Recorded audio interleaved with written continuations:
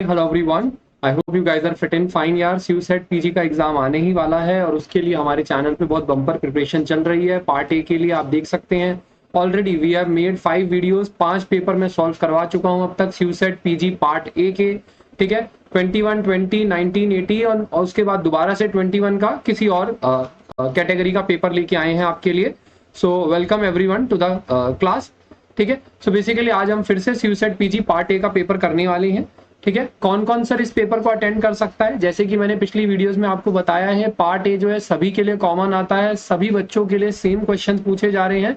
तो हर बच्चा जो सीयूसेट पीजी का एग्जाम देने वाला है, चाहे उसका कोड कोई भी हो, पीजी क्यूपी 01 से 040 तक, कोई भी बच्चा जो भी है पेपर दे सकता है।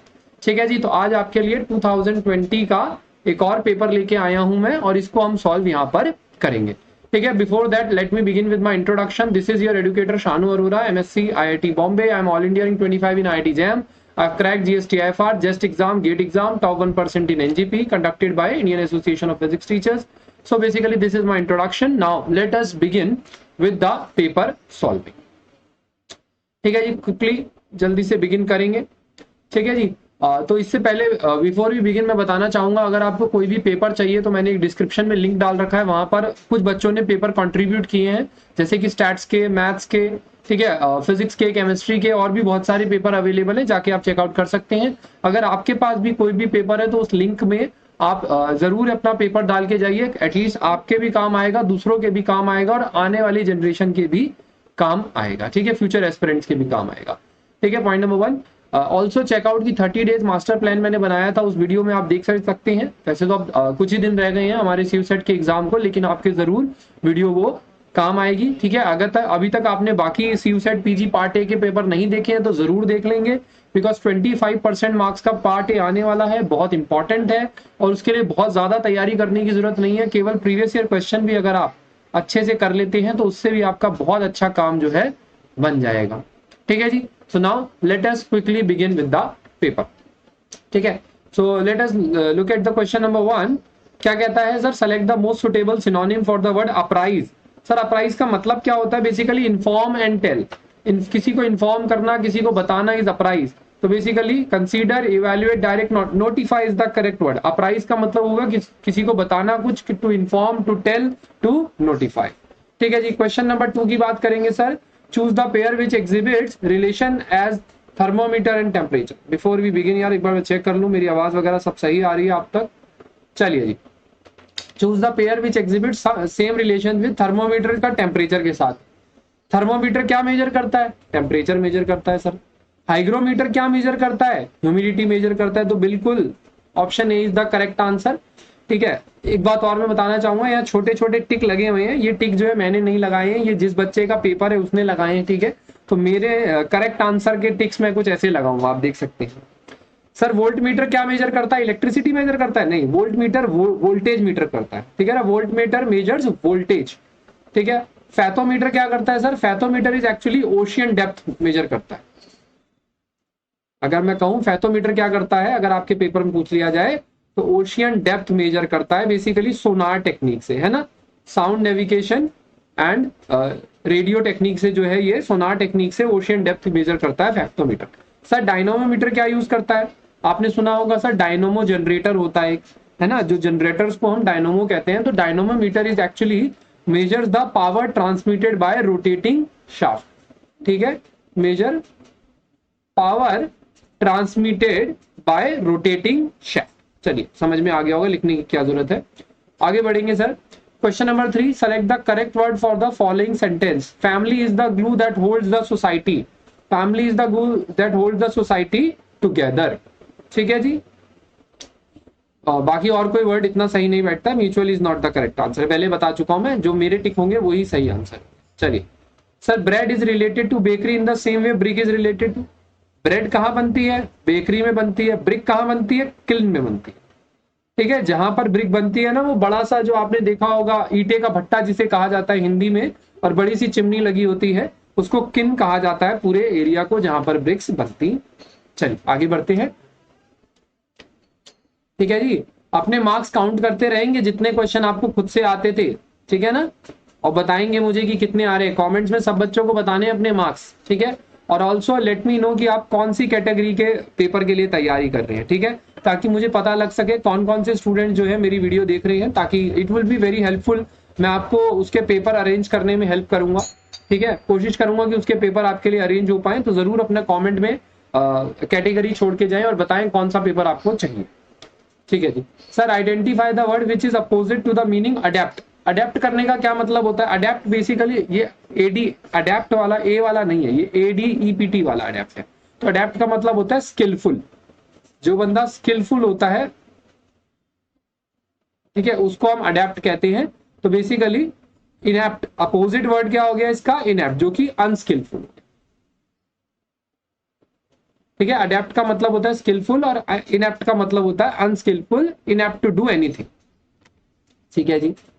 बात करेंगे नेक्स्ट क्वेश्चन की बात sir. Question number 6, identify the part of the body which disease angina is related to. Angina कहां पर होता है सर? चेस्ट पेन होता है एक्चुअली, ठीक है। Angina is kind of a chest pain. आप देखेंगे यहाँ पर, this is the correct answer, ठीक है। सर चेस्ट पेन क्यों होता है? Due to reduce blood flow in the heart.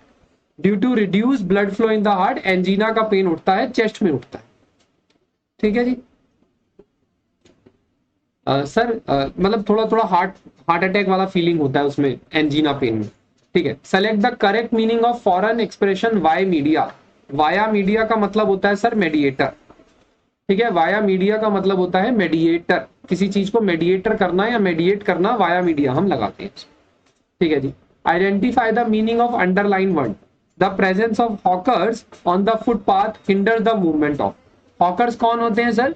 Hawkers are basically जो ठेले लगाते हैं, तो उनको हम वेंडर्स भी कहते हैं, ठीक है। The presence of hawkers on footpath hinders movement.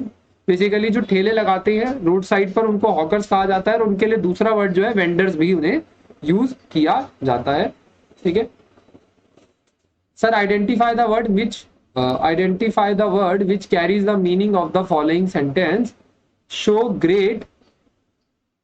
Showing great knowledge और इनसाइट। ग्रेट नॉलेज जिसके पास होती है उसको क्या कहते हैं सर? प्रोफाउंड नॉलेज वाला है, ठीक है ना। आई होप आपको समझ में आ रहा होगा सर। ये प्रोफाउंड नॉलेज जिसके पास होती है उसको हम कहते हैं ग्रेट नॉलेज और इनसाइट, ठीक है जी। सर प्रोफेनल का क्या मतलब होता है? देखो, इंट्रिंसिक का मतलब हो गया अंदरूनी, फैंटास्टिक का मतलब हो गया लाजवाब, लेकिन नॉलेज के टर्म्स में हम किसको यूज करते हैं? प्रोफाउंड को यूज करते हैं। प्रोफेनल का मतलब क्या हो गया सर? प्रोफेनल का बेसिकली मतलब होता है जो रिलीजियस, अनरिलीजियस होता है। प्रोफेनल का मतलब होता है अनरिलीजियस, और प्रोफाउंड का मतलब होता है ग्रेट नॉलेज और इनसाइट। नेक्स्ट क्वेश्चन की तरफ बढ़ेंगे sir. Sir identify the word which carries the meaning of the underline idiom.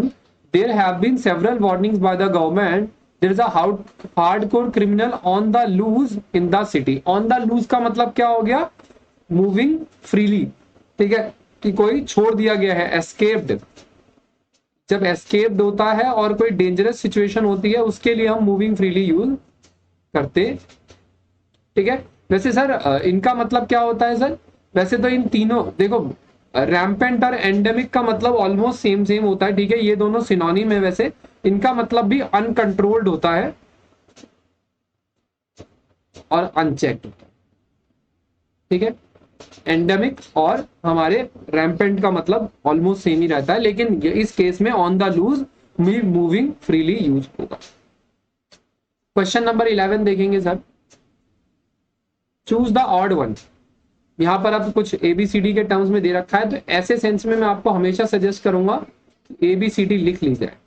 ABCDE पिछले पेपर्स में भी मैंने यही बताया है। LMNOPQRSTUVWXYZ। अगर आप B और D देखेंगे तो B और D कहां पे है सर? B और D यहां पर है। M और P कहां है सर? M और P यहां है। N और Q देखेंगे सर, एक N यहां है और Q यहां है, ठीक है। और H और K देखेंगे तो सर H यहां है और K यहां। अगर आप नोटिस करें तो B और D के गैप में एक गैप है, M और P के गैप में कितना गैप है सर? MNOP 2 गैप है, ठीक है। N और Q के में कितना गैप है सर? 2 का गैप है ना। OP का गैप है।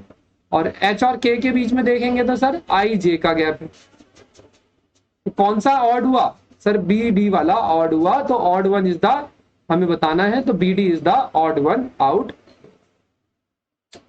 ठीक है जी, आई होप आपको यहाँ पर ये बात समझ में आ रही होगी यार। ठीक है जी, बात समझ में आ गई, इसको थोड़ा सा हम ले आएंगे। चलिए नेक्स्ट क्वेश्चन की तरफ बढ़ेंगे sir. Choose the odd pair, इसको मैं इरेज कर देता हूं यहां पर। Choose the odd number of pair. Odd number of pair sir, ये 2 और 8 का क्या कॉम्बिनेशन है? 2 क्यूब इज इक्वल्स टू 8, 3 और 3 cube is equals to 27, 5 cube is equals to 125। तो ऑड वन कौन सा हुआ? ये हुआ भाई, क्योंकि 4 क्यूब क्या होता है सर? 64। ठीक है, तो 32 is not the correct answer, 64 would have been the same where. तो ऑड ऑड पेयर हो गया ये वाला।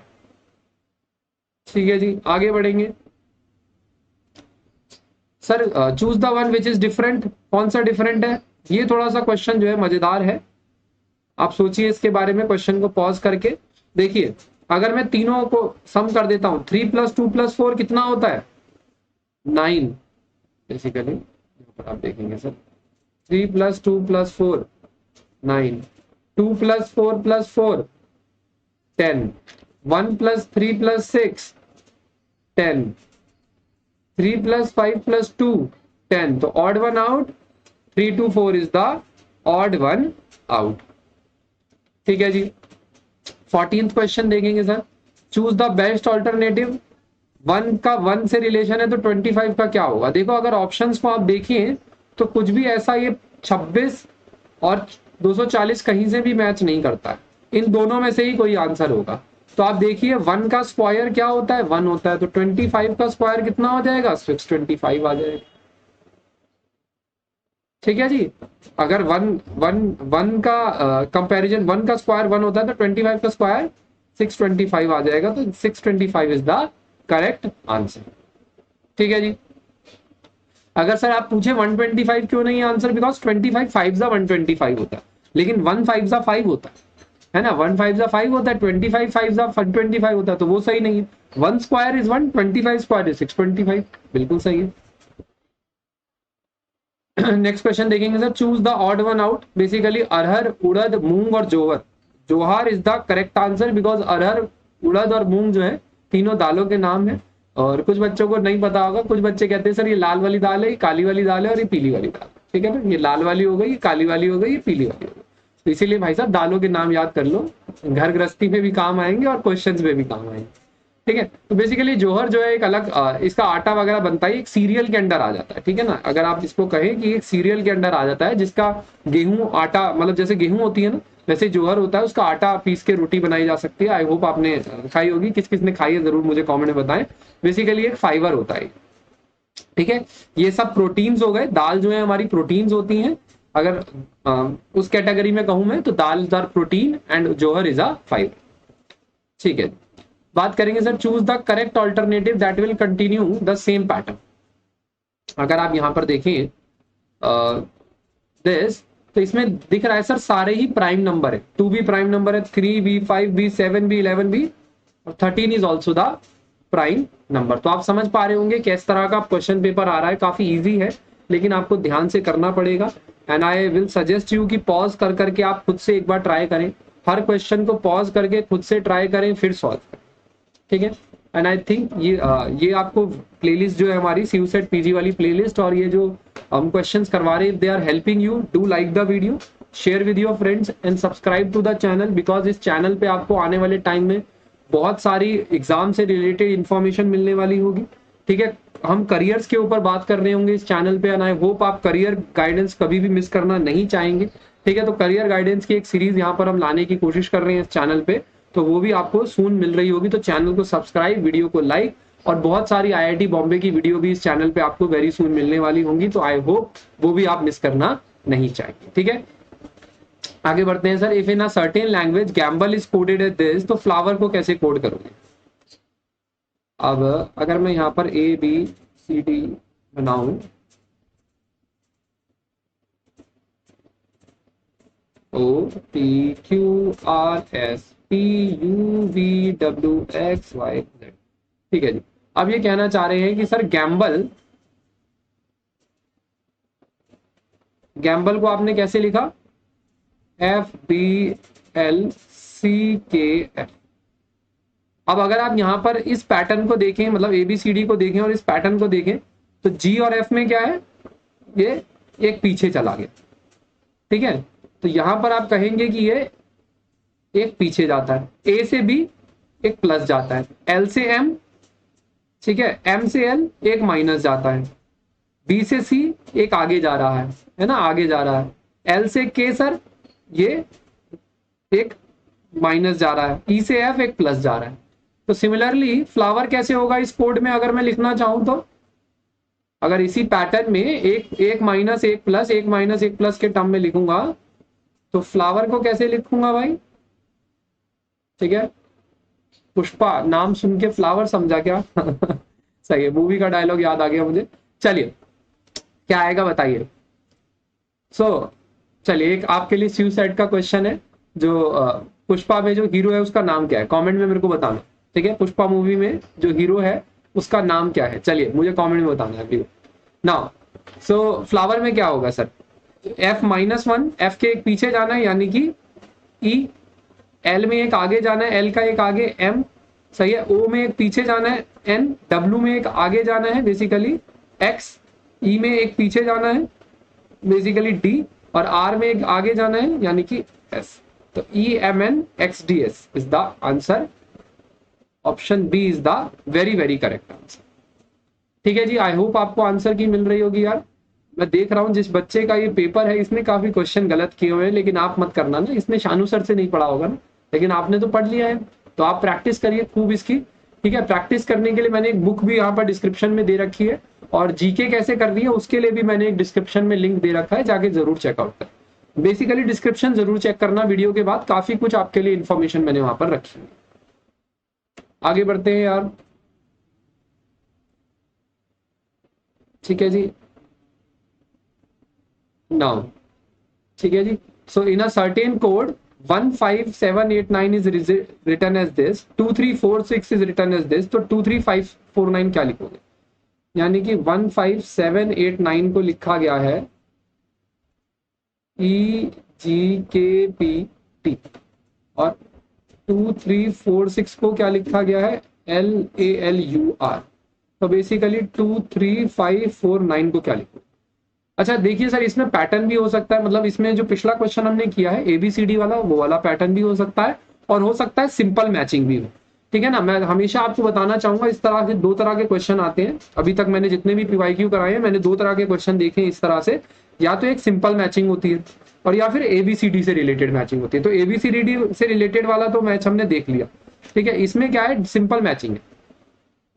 अगर आप देखें यहाँ पर कॉमन कुछ ऐसा लग नहीं रहा है, कुछ कॉमन है, लेकिन फिर भी अगर हम देखें तो 2 का मतलब क्या है? A है, 3 का मतलब क्या है? L है, 5 का मतलब क्या है? G है, 4 का मतलब क्या है? U है, और 9 का मतलब है T। तो ALGUT, ALGUT is the correct answer, option C is the correct answer according to. आगे बढ़ेंगे sir, if white is blue, blue is red, red is yellow, yellow is green, then green is called black, black is violet, violet is orange. What would be the color of human blood? Human blood क्या होता है sir? लाल colour का होता है। अब ये क्या कह रहा है sir? Red is called yellow।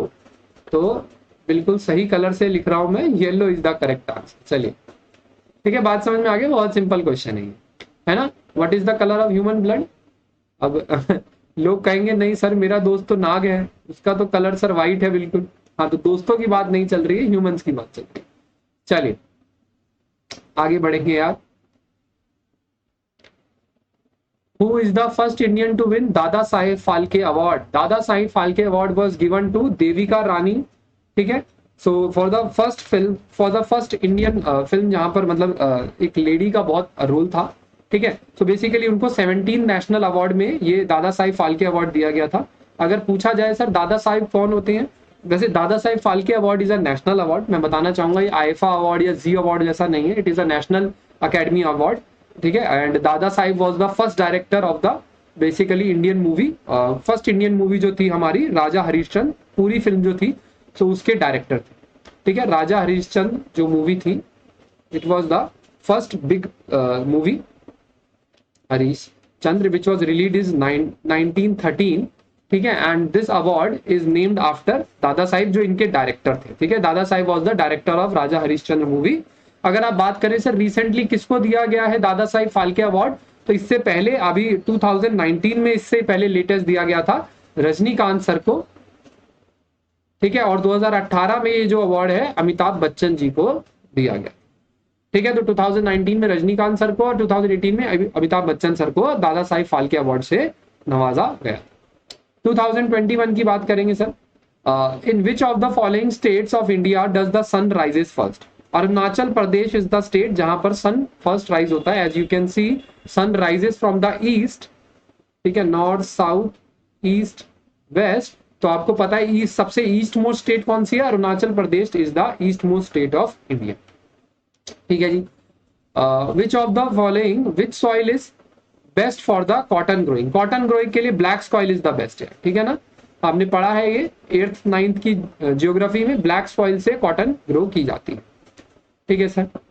Which of the following is a historical play in Sanskrit by Vishakha Datta that narrates the ascent of king Chandragupta Maurya to power in northern India. Basically king Chandragupta Maurya पे जो हमारा संस्कृत शो है वो है मुद्रा कसम, ठीक है। बेसिकली ये भी तीनों जो नाम है यहाँ पर ए बी डी तीनों ऑप्शन जो है संस्कृत प्ले के नाम ही है, ठीक है, जहां पर ये Malavika again Mitra was a love story based on Kalidas play, ठीक है, it was a Kalidas play for Shagun Empire of Vidisha, ठीक है। पंचतंत्र हमने सभी ने सुना है, पंचतंत्र आर एक जंगल बुक जैसी कहानी है, ठीक है, पंचतंत्र जहां पर छोटी छोटी स्टोरीज हैं दी गई, ठीक है। बात करेंगे अगर हम इसकी दिस अभिनांश शकुंतलम, बेसिकली संस्कृत में नाम है, तो ये शकुंतला का प्ले है जो अगर आपने सुना होगा अपने पेरेंट्स से, शकुंतला प्ले जो है डीडी चैनल पे आया करता था, तो शकुंतला जो प्ले है वो भी कालिदास और विश्वामित्र जी का है बेसिकली, और इसमें जो है महाभारत के ऊपर इसकी स्टोरीज यहाँ से ली गई है, महाभारत के ऊपर बेस्ड है, ठीक है। So which of the following is the capital of Vietnam. Vietnam का कैपिटल है हनोई, ठीक है, Hanoi is the capital of Vietnam. Sir, after independence, the first state to organized on the basis of language was Andhra Pradesh. ठीक है, Andhra Pradesh was the first state to be organized on the basis of language. ठीक है, तो आज के हमने 25 question कर लिए हैं यहाँ पर, ठीक है, सीयू सेट पीजी पार्ट। चलिए, तो आई होप आपने अगर बाकी वीडियोस या बाकी हमारी जो क्लासेस है इसकी बाकी 5 क्लासेस अभी तक मैं करवा चुका हूं, अगर आपने चेकआउट नहीं करी है जरूर चेकआउट कर लीजिए, आपकी अच्छी खासी प्रैक्टिस हो जाएगी पार्ट ए की। पार्ट बी में मैंने सभी बच्चों को कहा है भैया फॉर्मूला बेस्ड क्वेश्चन बहुत ज्यादा पूछे जा रहे हैं सीयू सेट एग्जाम में, उनको फॉर्मूला रिवाइज करिए, फॉर्मूला को इस क्वेश्चन करिए, ठीक है। बेसिकली फिजिक्स के वाले बच्चों के लिए अगर मैं यहाँ पर बता दूं तो उनके लिए मैं यहाँ पर एक मेगा रिविजन ऑर्गेनाइज करने का ट्राई कर रहा हूँ सब्जेक्ट वाइज, ठीक है। अगर आप पार्ट ए का भी अगर मेगा रिवीजन चाहते हैं, 3 घंटे का या 2 घंटे का एक मेगा रिवीजन पार्ट ए का लाइव यहाँ पर चाहते हैं तो मुझे कमेंट करके बताएं, मैं कोशिश करूंगा कि आपका एग्जाम होने से पहले यहाँ पर करवा दूं, ठीक है। तो 2 बातें मैं यहाँ पर बताना चाहूंगा, एक ये है कि सर मेगा रिवीजन का मैंने बता दिया कि अगर आप लोग कमेंट करके कहेंगे कि सर मेगा रिवीजन करवा दीजिए तो मेगा रिवीजन मैं करवा दूंगा एक, ठीक है। सेकंड, आपको पता है सर एग्जाम जो है 1 सितंबर से 11 सितंबर तक चलने वाले हैं सीयू सेट के, तो बेसिकली 1 सितंबर को जिनका पेपर होगा वो मुझे पेपर सेंड कर दें, यहाँ टेलीग्राम चैनल है, ठीक है, ताकि मैं उसका सोल्यूशन करवा सकूं, ठीक है। टेलीग्राम चैनल मैंने दे रखा है, उसको ज्वाइन कर लो। अगर आप कहीं से 1 सितंबर वाला पेपर जुगाड़ कर सको, 2 सितंबर वाला या 3 सितंबर वाला, तो वो पेपर टेलीग्राम चैनल पे कर देना, हम यहाँ पर डिस्कस कर लेंगे 2022 का पेपर, तो काफी ज्यादा फायदा हो जाएगा। बिकॉज अगर मैं आपको बताऊं, अगर 2020 के जैसे ये पेपर करवाया मैंने, इससे पहले भी एक 2020 का पेपर कराया था, दोनों में बहुत सिमिलैरिटी है। 21 के पेपर जो एक मैंने करवाया था उससे पहले एक 21 का पेपर कराया था, दोनों में बहुत सिमिलैरिटी है। तो अगर आप मुझे 2022 का पेपर दे देंगे तो वो भी मैं करवा दूंगा, तो उसमें काफी सिमिलैरिटी हो सकता है आपके पेपर में भी आ जाए, ठीक है जी। तो आई होप आपके लिए एक वीडियो अच्छा रहा होगा, वीडियो को लाइक, चैनल को subscribe and also always appreciate the work that is done for you on free। Basically YouTube हमारा फ्री चैनल है, तो उस पर जरूर आप अप्रिशिएट करें, दोस्तों के साथ लाइक शेयर एंड सब्सक्राइब। मिलते हैं आपको नेक्स्ट वीडियो में।